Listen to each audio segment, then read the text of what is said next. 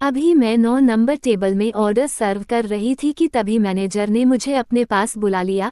कहने लगे आज 1 नंबर का टेबल पहले से ही बुक है, उसमें एक स्पेशल गेस्ट आ रहा है, तुम अच्छे से तैयार हो जाओ। मैं हैरत से मैनेजर की ओर देखने लगी। पिछले 1 साल से यहाँ काम कर रही हूँ पर आज तक मैनेजर ने कभी मुझे यूं गेस्ट के लिए तैयार होने को नहीं कहा था। मैंने कहा, ठीक है सर, मैं अपनी मेकअप दोबारा कर लेती हूँ। मैनेजर ने कहा, आधे घंटे में गेस्ट आने वाले हैं और यह टेबल तुम्हें आज खुद सर्व करनी है, तुम संभाल लोगी ना? मैंने कहा, जी सर मैं संभाल लूंगी, काम करने का 1 साल का मेरा तजुर्बा है, मैं तरह तरह के कस्टमर यहाँ हैंडल कर चुकी हूँ। मैं इस रेस्टोरेंट कम बार में एक वेट्रेस का काम करती हूँ। अभी एक स्टूडेंट हूँ, यूनिवर्सिटी में पढ़ती हूँ, यूनिवर्सिटी के हॉस्टल में रहती हूँ, अपना खर्च चलाने के लिए यहाँ काम करना पड़ता है। मेरी पढ़ाई का खर्चा इतना है कि मेरी गरीब माँ इसका खर्चा नहीं उठा पाती, वह गांव में रहती है और मैं पिछले 1 साल से यहाँ उनसे दूर शहर में हूँ। 1 साल से अपनी माँ के पास जाने का मौका भी नहीं मिला, क्योंकि इस काम में बिल्कुल भी छुट्टी नहीं है। शनि रविवार यूनिवर्सिटी बंद रहता है, तो मैं पूरे दिन इस रेस्टोरेंट में रहती हूँ। इसकी खास बात यह है कि शहर से थोड़ा सा बाहर है और जो कस्टमर आते हैं वो काफ़ी अच्छा टिप्स दे जाते हैं, पर बुरी बात यह है कि कई बार कस्टमर शराब के नशे में वेट्रेस को गंदी नज़र से ऊपर से नीचे तक ताड़ते हैं, कभी हाथ भी लगा देते हैं और कस्टमर सर्विस देने वह सब कुछ हमें मुस्कुरा कर बर्दाश्त करना पड़ता है। जब ग्रुप में लड़के यहाँ आते हैं तो और भी बुरा हाल होता है। मैं रेस्टोरेंट के वॉशरूम में आ गई, मेकअप करने लगी थी और सोचने लगी थी ऐसा कौन सा गेस्ट है जिसके लिए बॉस ने मुझे तैयार होने को कह दिया। करीब आधे घंटे के बाद मैनेजर ने कहा, वह गेस्ट आ चुके हैं, जल्दी से टेबल नंबर 1 के पास जाओ। मैंने हल्का पुल्का मेकअप किया था, अपने बाल ठीक से कर लिए थे और होठों में थोड़ी डीप कलर की लिपस्टिक लगाई थी। यहाँ की यूनिफॉर्म शर्ट और शॉर्ट्स कट पहनी हुई थी, पैरों में बूट्स थे। मैं काफ़ी लंबी हूँ, काफ़ी कॉन्फिडेंस के साथ उनके टेबल के पास चली गई। प्यार से कस्टमर की तरफ देखते हुए कहा, good evening sir, how can I help you? Table number 1 में 2 गेस्ट आए हुए थे, 2 लड़के थे। उनमें से एक लड़का शूट बूट में था। यहाँ तो ज़्यादातर लड़के कैजुअल ड्रेस में ही आते हैं। लाइव म्यूजिक चलती रहती है, लोग डांस करते हैं। चेहरा बहुत शार्प था, काफ़ी हैंडसम लड़का था, देखकर ही लग रहा था काफ़ी अमीर होगा, पर मैं उन्हें पहचान ना पाई। आज पहली बार ही उन्हें देखा था। उनके साथ जो लड़का था वह जीन्स टॉप में था। उसने कहा, राघव क्या लेने वाले हो बताओ? राघव की नज़र तो मुझ पर ही टिक गई थी। मुझसे कहा, तुम्हारा नाम? मैंने कहा, मेरा नाम आलिया है। उसने कहा, सूरज तुम मेनू डिसाइड कर लो। कहकर उसने मेनू कार्ड उसकी ओर बढ़ा दिया और मुझे सर से पांव तक देखे जा रहा था। मुझे अनकंफर्टेबल लग रहा था। मैं करीब 5 मिनट से वहां पर खड़ी थी, पर उन्होंने अब तक कोई भी ऑर्डर नहीं दिया था। मैंने कहा, सर मेरी हेल्प चाहिए, क्या शायद आपको समझ न आ रहा हो क्या ऑर्डर करे? मेरी बात सुनकर राघव मेरी तरफ देखने लगा और मन ही मन मुस्कुराने लगा। न जाने मुझे देखकर वह क्या सोच रहा था। उसका दिमाग पढ़ पाना मेरे बस की बात नहीं थी, पर मुझे अब गुस्सा आने लगा था। इतनी देर से वह लोग मुझे वेट कराए जा रहे थे। थोड़ी देर बाद राघव ने कहा, हमें थोड़ा टाइम लगेगा डिसाइड करने में, आप यहाँ बैठ क्यों नहीं जाती? मैंने कहा, कोई बात नहीं सर, यह मेरा काम है, मैं कस्टमर के सामने कैसे बैठ सकती हूँ, मैं यहाँ की एक एम्प्लॉय हूँ। उसके चेहरे पर एक मुस्कुराहट साफ नजर आ रही थी। मैंने कहा, एक काम करती हूँ सर, आप मेनू डिसाइड कर लें, तब तक मैं दूसरे टेबल में जा रही हूँ, थोड़े वक्त में मैं आपके पास दोबारा लौटती हूँ। मुझे यहाँ खड़ा होना बहुत ही और लग रहा था, इसलिए मैंने उसे ऐसा कह दिया था, क्योंकि काफ़ी देर से मैं यहाँ खड़ी थी।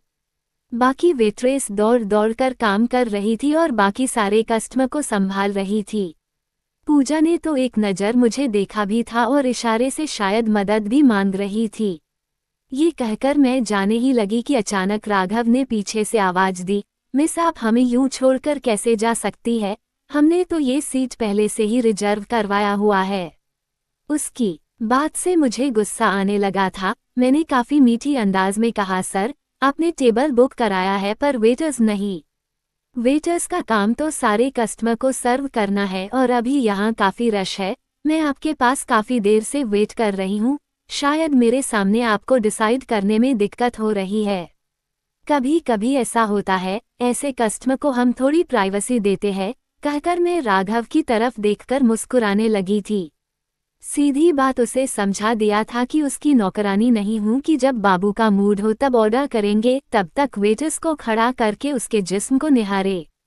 मेरी बात सुनकर राघव ने अपनी आंखें छोटी कर ली, कहने लगा, अपने मैनेजर को बुलाओ। एक पल के लिए मैं थोड़ी सी घबरा गई। अगर मैनेजर को मेरी शिकायत कर दे तो मेरी जॉब जा सकती है। मैंने कहा, कोई इश्यू है तो आप मुझे बता सकते हैं सर। राघव ने कहा, नहीं, मुझे तुम्हारे मैनेजर से ही बात करनी है, कहकर वह उठ खड़ा हुआ। काफी कॉन्फिडेंट के साथ वह मैनेजर के पास जा ही रहा था कि मैं पीछे पीछे जाने लगी। राघव का अचानक हाथ पकड़ लिया। मैं काफी घबरा गई थी कि मेरी शिकायत ना लगा दे। मैनेजर को मुझसे काफी उम्मीद थी, मेरी शिकायत लगाएगा तो मेरी नौकरी भी जा सकती है। उसका हाथ पकड़ के मैंने कहा, मिस्टर राघव, आप 2 मिनट मेरी बात सुन ले। ऐसा कहकर मैं उसे रेस्ट रूम एरिया में लेकर आ गई थी। मैंने कहा, सर देखो, मैं यूनिवर्सिटी की स्टूडेंट हूँ, ये काम करके अपनी पढ़ाई का खर्च चलाती हूँ। अगर आपने मेरी शिकायत की तो मेरी नौकरी खतरे में पड़ जाएगी। प्लीज़ आप मैनेजर से कुछ ना कहें। ऐसा कहकर मैं उसकी तरफ एक उम्मीद भरी निगाहों से देखने लगी थी। उसके चेहरे पर एक मुस्कुराहट आ गई, कहने लगा, तुम बहुत क्यूट हो। फिर मुस्कुराता हुआ जाने लगा। डर के मारे मेरी हालत बहुत खराब थी। वह सीधे जाकर अपनी सीट पर बैठ गया। अपने दोस्त के साथ न जाने क्या बातें कर रहा था। मैं घबराई हुई थी। उसके टेबल पर आकर खड़ी हो गई। राघव के फ्रेंड सूरज ने मुझे कुछ ड्रिंक्स मंगवाया। अब मैंने राहत की सांस ली। बाहर जाकर उनके लिए उनके पसंदीदा ड्रिंक्स का इंतजाम करवाने लगी थी। थोड़ी देर बाद उसे लेकर उनके पास आ गई। उसने मुझे कुछ स्नैक्स लाने को कह दिया। मैं स्नैक्स लाकर जैसे ही उनकी टेबल के सामने खड़ी हुई, उन दोनों की आपसी बातें मेरे कानों में आ गई। सूरज राघव से कह रहा था, अगर तुम्हें मोनिका पसंद नहीं है तो शादी के लिए ना क्यों नहीं कर दे। तुम इतने पावरफुल हो, अपनी मर्जी के खिलाफ तुम्हें किसी अमीर लड़की से शादी करने की क्या जरूरत है। मेरी बात मानो, ये रिश्ता ठुकरा दो, अपनी एंगेजमेंट तोड़ दो। इतना सुन लिया था। मैंने कहा, एक्सक्यूज मी सर। वो दोनों मेरी ओर देखने लगे थे। मैंने मुस्कुराते हुए उनका स्नैक्स शेयर किया था। फिर वह लोग अपना डिनर एंजॉय करने लगे। तब तक मैं दूसरे टेबल में काम संभालने लगी। पूजा ने कहा, यार तुम कहाँ थी, आज इतना रश है, दौड़ते दौड़ते हमारी हालत खराब हो गई है।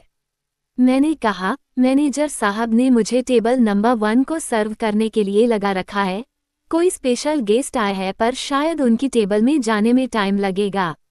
तुम लोगों की मदद कर देती हूँ। बीच बीच में राघव की टेबल में जाकर उनके बारे में भी पता लगा ले रही थी।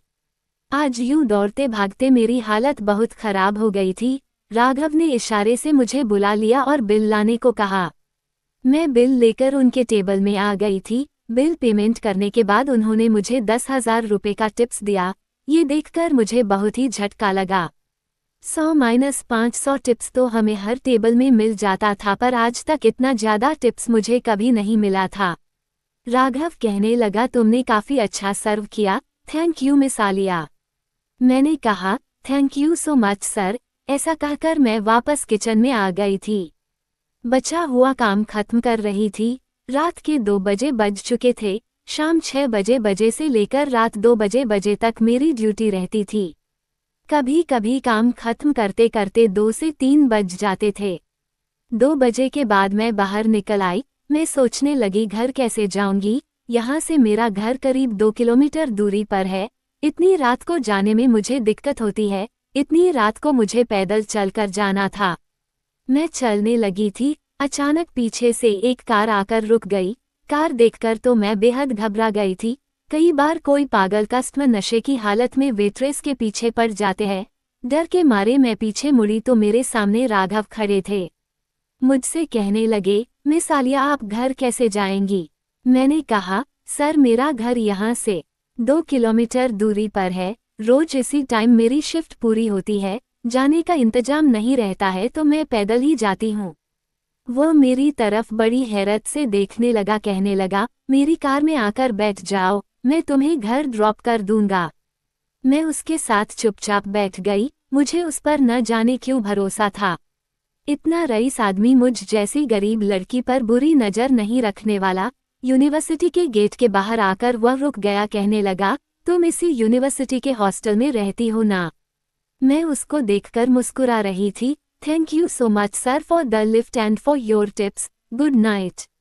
राघव मुझे देखकर मुस्कुरा रहा था और मैं फिर कार से उतरकर अपने हॉस्टल की तरफ चली गई।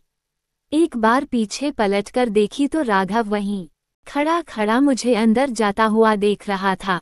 आज मैं थककर चूर हो गई थी, पर न जाने क्यों मुझे राघव का ही ख्याल आ रहा था। उसके बारे में सोच सोचकर मुस्कुराने लगी थी। 10,000 रुपये से मेरी काफ़ी मदद हो जाएगी। मैं होटल मैनेजमेंट लेकर ही पढ़ रही हूँ, बहुत मुश्किल से अपना खर्च निकाल पाती हूँ। सैलरी काफ़ी नहीं पड़ती, टिप्स के पैसे से मेरा खर्चा चलता है। न जाने कब मुझे नींद आ गई और मैं सुनहरे सपनों में खो गई। सुबह उठकर अपनी क्लास के लिए आ गई थी, पर न जाने क्यों दिल में राघव का ख्याल आ रहा था। क्रेडिट कार्ड में मैंने उसका पूरा नाम देख लिया था, राघव सिंघानिया। जब इंटरनेट में उसका नाम सर्च किया तो पता चला काफ़ी बड़े रेस्टोरेंट चेन का मालिक है। उनके होटल एंड रेस्टोरेंट पूरे देश में फैले हुए हैं। फिर आखिर अपने रेस्टोरेंट में ना जाकर हमारे यहाँ बार में क्यों आया? तभी नजर आया कि उसकी एंगेजमेंट मोनिका नाम की एक लड़की से हो गई है। उन लोगों को ये नाम कहते हुए सुना था। दोनों की काफ़ी सारी तस्वीरें इंटरनेट पर थी। मोनिका भी काफ़ी रईस लग रही थी। मैं अपने दिमाग से राघव की बात भूल जाना चाहती थी। मुझ जैसी लड़की को वह क्यों पसंद करेगा? वह तो मेहनत करके मैं आज इस पोजीशन में पहुंची हूं कि अपनी पढ़ाई कर रही हूं, वरना मैं एक किसान की बेटी हूं। गांव में सिर्फ अकेली मेरी माँ ही रहती है जो खेती बाड़ी करती है। माँ की याद आते ही मन खट्टा होने लगा था। क्लास पूरी हुई कि दौड़ती हुई फिर मैं अपने रेस्टोरेंट में काम करने आ गई थी। पहुंचने में 5 मिनट लेट हो गई थी। मैनेजर ने मुझे अपने पास बुला लिया, कहने लगा, आलिया तुम आज भी लेट हो। तुमसे कितनी बार कहा है कि टाइम से यहाँ आ जाया करो ताकि कस्टमर आने से पहले सब तैयारी हो सके। मैंने कहा, सॉरी सर, कॉलेज खत्म होते ही मैं यहाँ दौड़ती हुई आई हूँ। आपको तो पता है मैं स्टूडेंट हूँ। वो कहने लगा, देखो ये प्रोफेशनल जगह है, रोज रोज तुम्हारा ये बहाना नहीं चलेगा। मैं ऐसी लड़की को काम पर नहीं रख सकता। तुम कहीं और जाकर काम ढूंढ लो। मैनेजर की बात सुनकर मुझे बड़ा झटका लगा था। 1 साल से मैं यहाँ काम करती हूँ और एक झटके में उन्होंने मुझे काम से निकाल दिया। मैंने कहा, सर मैं 5 मिनट ही लेट हूँ, लेकिन हर रोज छुट्टी के टाइम 2 बजे के बाद तक रुकती हूँ। आप जानते हैं कि रोज निकलते निकलते 2 से 3 बज जाते हैं। मैं एक्स्ट्रा आवर्स काम करके तो देती हूँ, फिर आप मुझे काम से क्यों निकाल रहे हैं? ये काम मेरा बहुत बड़ा सहारा है, ये चला जाएगा तो मैं अपनी पढ़ाई का खर्च कैसे पूरा करूंगी? मैनेजर ने कहा, तुम्हारा जो एटीट्यूड है तुम्हें कहीं भी काम नहीं मिलेगा। ये सुनकर मेरी आंखों में आंसू आ गए थे। मैं होटल मैनेजमेंट लेकर ही पढ़ रही हूँ, ये काम मैं अपने एक्सपीरियंस में दिखा सकती थी। अभी 1 साल की पढ़ाई रह गई है, मैं क्या करूँगी? मेरे कुछ भी समझ में नहीं आ रहा था। रोती रोती पैदल में घर जाने लगी। अचानक मुझे एहसास हुआ कोई मेरा पीछा कर रहा है। जब पीछे मुड़कर देखी तो वहां कोई भी नजर नहीं आया। मैं चलने लगी थी, लेकिन बार बार मुझे एहसास हो रहा था मुझ पर कोई नजर बनाए है। मैंने सोचा शायद आज मेरे साथ इतना बुरा हुआ है, इसी वजह से ऐसा महसूस कर रही हूँ। रास्ते में पूजा का फोन भी आ गया था। मैं फोन पर रोने लगी थी, कहने लगी, मैंने इस रेस्टोरेंट में 1 साल दिया और एक झटके में उन्होंने मुझे काम से निकाल दिया। उसने कहा, बात मुझे कुछ और ही लगती है। मैनेजर के पास किसी का फोन आया था, उसके बाद ही उसने तुम्हें काम से निकालने का फैसला किया था। उसकी बात सुनकर मुझे एक झटका लगा। मैंने सोचा कि आखिर कौन हो सकता है जिसने मेरी शिकायत मैनेजर से लगाई। अभी कुछ दिन पहले कुछ लड़के शराब के नशे में मेरे साथ बदतमीजी की थी। मैंने उन लोगों को डांट दिया था, कहीं ये वजह तो नहीं, क्योंकि उस दिन काफ़ी तमाशा हुआ था। मैनेजर ने 1 बजे ही मुझे यहाँ से जाने को कह दिया था। मैं अपने हॉस्टल वापस आ गई थी, बेहद परेशान थी। कल से मुझे दोबारा काम ढूंढना होगा, नहीं तो मैं खर्चा नहीं निकाल पाऊंगी। यही सोच रही थी कि तभी मेरे मोबाइल में किसी का कॉल आ गया। मैंने फ़ोन पिक किया तो सामने वाला कहने लगा, मैं सूरज हूँ, कल तुम्हारे रेस्टोरेंट में आया था। मैंने कहा, आई एम सॉरी सर, पर आज मैं रेस्टोरेंट में नहीं हूँ, आज आपकी कोई मदद नहीं कर पाऊंगी, मेरी नौकरी चली गई है। उसने कहा, पर तुमने तो काफ़ी अच्छे से हमें सर्व किया था। मैंने कहा, सर शायद किसी ने मेरी शिकायत लगाई होगी तभी मेरा काम चला गया। उसने कहा, तुम फिक्र मत करो, मैं राघव से बात करके देखता हूँ, शायद उसके होटल में तुम्हें कोई काम मिल जाए। मुझे काम की सख्त जरूरत थी। आधे घंटे के बाद सूरज का फोन आ गया। वो बोला, जो एड्रेस भेजा है वहाँ आधे घंटे में आ जाओ इंटरव्यू देने। मैं तुरंत ही वहाँ से इंटरव्यू देने निकल गई, पर सोचने लगी आखिर सूरज को मेरा कॉन्टैक्ट नंबर कहाँ से मिला, मैंने तो अपना नंबर नहीं दिया था। आधे घंटे में इंटरव्यू का भी अरेंजमेंट कर दिया। मुझे बहुत ही अजीब सा लगा, पर पता नहीं था आगे मेरा क्या इंतजार कर रहा है। जैसे ही यूनिवर्सिटी गेट से बाहर निकली मुझे दूसरा झटका लगा, क्योंकि गेट के सामने राघव खड़ा था। मैं हैरत भरी निगाहों से उसे देखने लगी। कहने लगा, मैं तुम्हारा इंतजार कर रहा था, आओ कार में बैठ जाओ। मैंने कहा, मुझे इस एड्रेस पर जाना है इंटरव्यू देने। वो मुस्कुराने लगा, कहने लगा, यह मेरी ही कंपनी है। उसके साथ न जाने क्यों मुझे आज अजीब सा फील हो रहा था। राघव मन ही मन मुस्कुराने लगा। अचानक मुझसे कहा, मुझे माफ कर देना, तुम्हारी ये जॉब मेरी वजह से गई है। उसकी बात सुनकर मैं बिल्कुल शॉक्ड हो गई। मैंने कहा, तुमने मेरी शिकायत लगाई? उसने मुस्कुराकर कहा, ज्यादा कुछ कहना नहीं पड़ा, तुम्हारे मैनेजर को फोन करके कहा कि उस लड़की को काम से निकाल दो। अब मैं बेहद गुस्से में आ गई। कहने लगी, तुमने ऐसा क्यों किया? कल तुम्हें अच्छे से सर्व किया था मैंने, कुछ शिकायत थी तो मुझे भी तो कह सकते थे ना। ऐसे ही मेरा मूड खराब था राघव की बातों से, और मेरा मूड खराब हो गया। मुझे देखकर कहने लगा, तुम्हारी इंटरव्यू है, मूड खराब करने की जरूरत नहीं है, वरना जॉब नहीं मिलेगी। मैंने कहा, इसका क्रेडिट भी तुम्हें ही जाता है, तुमने जो मुझे जॉब से निकलवा दिया। उसने कहा, तुम्हारा मैनेजर रात को 2 बजे तुम्हें छोड़ देता है और फिर रोज तुम 2 किलोमीटर का रास्ता पैदल चलती हो। कार के कस्टमर्स तुम्हारे साथ बदतमीजी करते हैं, तुम्हारा तमाशा बनाते हैं, किसी दिन किसी खतरे में पड़ जाओगी। इतना अच्छा होटल मैनेजमेंट का कोर्स कर रही हो तो फिर वेट्रेस की जॉब करने की क्या जरूरत है? सपने ऊंचे होंगे तो ही ऊंचाई तक पहुंच पाओगी, वरना इसी में उलझ कर रह जाओगी। उसकी बातें मुझे कड़वी जरूर लग रही थी, पर वह सच कह रहा था, तो मैं शांत हो गई, गहरी सांस लेने लगी। राघव ने खुद ही मेरी इंटरव्यू ली थी और मुझे रिसेप्शन में जॉब दिला दी। कहने लगा, तुम्हारी डिग्री पूरी होते ही मैं चाहता हूँ कि तुम मैनेजर का पोस्ट संभाल सको। वो मेरी तरफ देखकर फिर मुस्कुरा रहा था। कहने लगा, तुम्हें और हॉस्टल में रहने की जरूरत नहीं है, यहाँ मेरे स्टाफ के रहने का इंतजाम रहता है। तुम्हारे लिए एक कार की व्यवस्था कर दूंगा, रोज सुबह का क्लास चली जाना और उसी कार में वापस आकर अपनी ड्यूटी संभाल लेना। मैं उसकी तरफ देखकर कहने लगी, थैंक यू सर। उसने कहा, मुझे तुम राघव करके ही पुकार सकती हो, कहकर मेरा हाथ मिलाने के लिए अपना हाथ आगे बढ़ाया।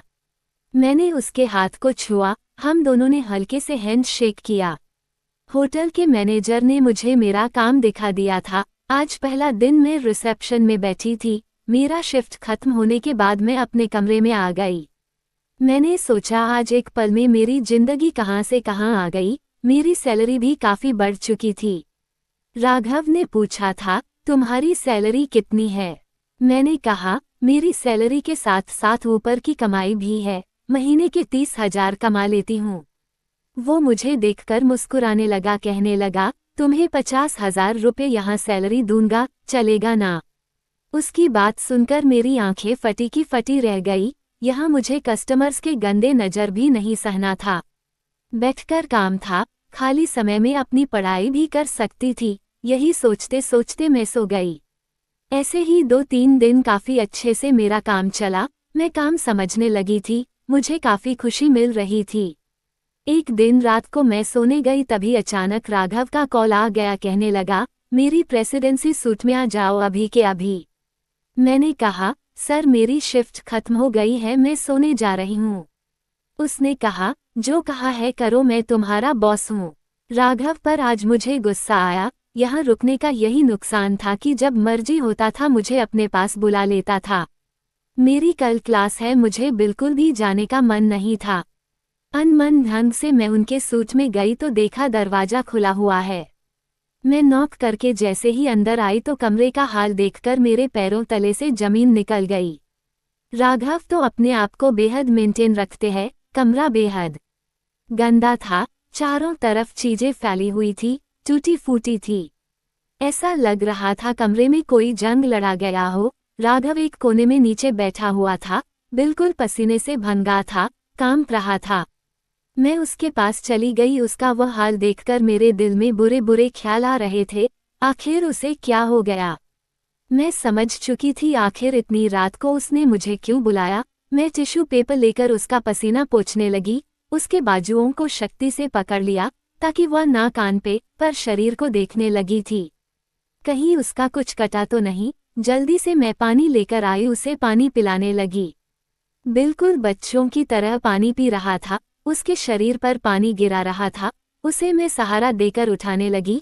कहीं चलो सोफे में बैठो, यहाँ नीचे मत बैठो। काफी परेशान लग रहा था, न जाने उसे क्या हो गया था। किसी तरीके से सहारा देकर मैंने उसे सोफे में बैठा दिया। मैंने कहा राघव मैं डॉक्टर बुलाऊं क्या? उसने कहा नहीं बस तुम मेरे साथ रहो आलिया। उसने मेरा हाथ कसकर पकड़ लिया था। मेरा हाथ दुखने लगा था पर मैंने कुछ नहीं कहा, शायद वह मुझसे सहारा चाहता था। मैं उसके बाजू को पकड़ के होले होले उसके हाथ पैर दबाने लगी थी, पर उसका कपकपी था जो बंद होने का नाम ही नहीं ले रहा था। चेहरे में घबराहट थी, परेशानी थी, न जाने क्या था। ऐसा लग रहा था न जाने उसे कोई पैनिक अटैक आया हो या फिर कोई दिमागी बीमारी हो, मुझे समझ में नहीं आ रहा था। मैं राघव से बिल्कुल चिपक कर बैठी रही। मुझे बेहद नींद आ रही थी और मैं कोशिश कर रही थी कि सो ना जाऊं, पर न जाने कब मैं राघव के कंधे में सर रखकर सो गई थी। राघव के बदन की खुशबू से न जाने मुझ पर क्या नशा छाया था कि मैं नींद की आगोश में चली गई। अचानक उसकी चीख से मेरी नींद खुली तो मैंने अपने आप को सोफे में लेटा हुआ पाया। मेरे सिरहाने में एक नर्म तकिया शायद राघव ने रख दिया था। मैंने देखा राघव बेड के पास खड़े खड़े परेशान हो रहा था, न जाने क्या कर रहा था। उसे उस हाल में देखकर दौड़ते हुए उसके पास चली गई और पीछे से उसे पकड़कर उससे बिल्कुल चिपक गई थी। हम दोनों के बीच में 1 इंच का भी गैप नहीं था। मैं बस उसे शांत करना चाहती थी। उसका शरीर कांप रहा था। अचानक राघव मेरी ओर मुड़ा, मेरे गालों में अपने हाथ रख दिए, कहा आलिया आज प्लीज मेरे साथ ही रुक जाओ, मुझे तुम्हारी जरूरत है। वो मुझे अपनी बाहों में भर लिया था और फिर भी परेशान था। मैं भी उसे कसक पकड़ लिया और उसके सर को सहलाने लगी थी। अभी वह कांप रहा था। मैंने कहा राघव सोने की कोशिश करो, चलो मैं तुम्हारा सिर दबा देती हूँ। मैं उसे बिस्तर पर ले गई, जूता पहने हुए ही बिस्तर पर चढ़ गया। उसे तो मानो किसी भी चीज का होश नहीं था, अब भी सूट बूट में ही था। मैंने कहा अपनी सूट उतार दो। मैंने उसके सूट और जूते उतार दिए और शर्ट के बटन खोलने लगी थी कि तभी उसका खुला सीना मेरे सामने आ गया। मैंने अपने हाथ उसके सीने में रख दिए थे, सहलाने लगी थी, उसकी बेहद करीब चली गई। राघव को पता नहीं क्या हुआ, उसने मुझे कसकर अपने करीब खींच लिया और मेरे होठों को चूमने लगा था। उस रात को मेरे साथ मदहोश होने लगा था। कोई हद पार नहीं की थी क्योंकि वह पहले से ही तकलीफ में था। शायद मुझे इसलिए प्यार कर रहा था, अपने अंदर के किसी शैतान से लड़ रहा था। मुझे समझ नहीं आया आखिर हुआ क्या। कब मैं फिर से सो गई मुझे पता नहीं चला। जब सुबह उठी तो कमरे का हाल देखकर शॉक्ड हो गई। उसका कमरा बिल्कुल टिप टॉप था, ऐसा लग ही नहीं रहा था रात को यहाँ ऐसी हलचल हुई है। मैं जल्दी से उठ गई थी, मुझे यूनिवर्सिटी जाना था। मैं अपने कमरे में आ गई तभी होटल के मैनेजर का फोन आ गया, कहने लगा आज रिसेप्शन तुम संभाल लो। मैंने कहा मुझे यूनिवर्सिटी जाना है। उसने कहा आज छुट्टी ले लो, जो लड़की रिसेप्शन में थी वो बहुत बीमार है, दिन के वक्त रिसेप्शन खाली नहीं रख सकते, प्लीज आज के लिए तुम एडजस्ट कर लो। मैं तैयार होकर नीचे रिसेप्शन में आ गई थी, तभी मेरी नज़र राघव पर पड़ी जो अपने स्टाफ को गुड मॉर्निंग कह रहा था। मुझसे नजरें नहीं मिला रहा था, मुझे इग्नोर करके वह अपनी केबिन में चला गया। मैंने पेंट्री में कॉल करके राघव के लिए कॉफ़ी मंगवा दी थी। थोड़ी देर बाद इंटरकॉम बजा, राघव ने मुझे अपने पास बुला लिया। उसके पास जाकर खड़ी हो गई, कहीं गुड मॉर्निंग सर। उसने कहा आलिया बैठो, मुझे तुमसे बात करनी है। कल रात न जाने मुझे क्या हो गया था, मुझे कभी कभी ऐसा होता है, मुझे भ्रम हो जाता है, मुझे शैतान नजर आने लगता है और मैं यूं ही कांपने लगता हूँ। कल तुमने मेरी बेहद मदद की, मुझे लगता है तुम मुझे संभाल लोगी, इसलिए मैं तुम्हें आज से नई जॉब देने जा रहा हूँ। आज तुम्हारी आखिरी रिसेप्शन की जॉब है, उसके बाद तुम दूसरा जॉब करोगी। मैं बड़ी ही हैरत के साथ राघव की तरफ देखने लगी, कहने लगी कौन सा जॉब? उसने मुस्कुराकर कहा मेरी पत्नी का जॉब, इस होटल चैन के मालकिन की जॉब। अब सब कुछ तुम मेरे साथ चलाओगी, मेरी जीवन संगिनी बनकर। ऐसा कहकर ना जाने अपने ड्रॉर में क्या निकालने लगा था। ढूंढते हुए उसने मेरे सामने एक बॉक्स रख दिया, खोला तो उसके अंदर एक रिंग थी। वो एक हीरे की महंगी अंगूठी थी। उसने मुझे पहना दी, कहने लगा आलिया तुमसे प्यार करता हूँ, पहली नज़र में ही तुम्हें चाहने लगा था। मुझे लगा था तुम ऐसी लड़की हो जो मुझे संभाल लोगी, क्योंकि तुम्हारे साथ मुझे खुशी मिलती है, तुम्हारे साथ मैं मुस्कुराता हूँ, प्लीज मुझे ना मत कहना। मैं उसकी तरफ देखने लगी, मेरे अंदर भी उसके लिए प्यार था, इसलिए मैंने उसे मना नहीं किया। मुझे अपने दिल की मुराद पूरी होती नजर आ रही थी। मैंने कहा राघव मैं भी तुमसे बेहद मोहब्बत करती हूँ। तुम्हारे दिल में क्या है मुझे नहीं मालूम था, इसलिए कभी पहल नहीं की। वो मुस्कुराकर कहने लगा मिसेस आलिया राघव सिंघानिया अपनी नई जिंदगी के लिए तैयार हो जाए। मैंने एक कातिलाना मुस्कान बिखेर दी।